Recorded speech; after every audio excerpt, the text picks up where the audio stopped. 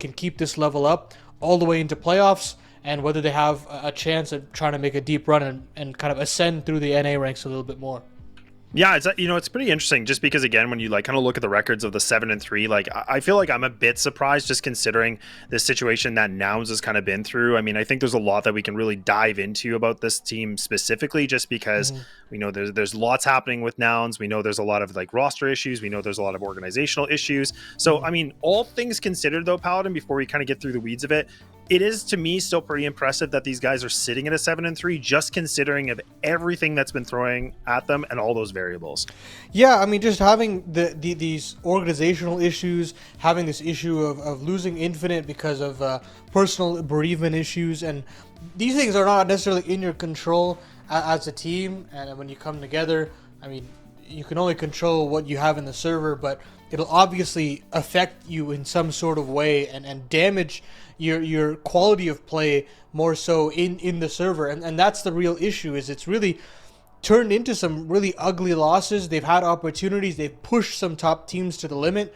And, you know, both Nouns and Marsborn have the same record, but I feel like the trajectory of both these teams are completely different. When I look at Marsborn and I look at like a player like Grizz, who has done so much to kind of reinvigorate his career. He has been through so many tribulations along his young career, and I just find it so exciting that we finally have a roster where he seems to be kind of growing into his own as a player a little bit more. It took him that much more time compared to his partner in crime way back when on Limitless with JBA, now on Wildcard.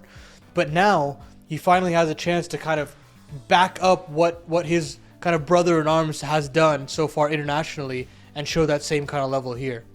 No, absolutely. And that's the thing is like, I'm glad you kind of talked a little bit about Grizz, because like he was somebody that, you know, has been around for some teams and he's been, you know, kind of waiting for that big pop off moment. And I think we're finally starting to see that just a little bit more.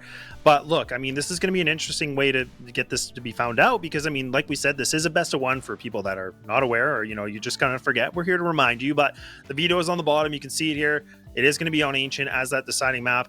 I mean, look, I mean, I'm not totally against this pick here, Paladin, but again, I got to know your perspective on this, just considering of what we know, of what we've seen, the improvements of a team like Marsborn and like Wolfie taking the IGL reins. Do we think this is a good advantage for these guys maybe to get a quick dub? Yeah, I mean, they've shown some proficient results. I do like how they've played on Dust 2 so far. And it's very funny, right? I look at this team and I'm like, who am I really looking to kind of get me key frags and actually have a stable rifle core? Like, because, you know, if I'm talking realistic situation here and I want a rifle core against a rifle core, I'm taking Nouns every day of the week.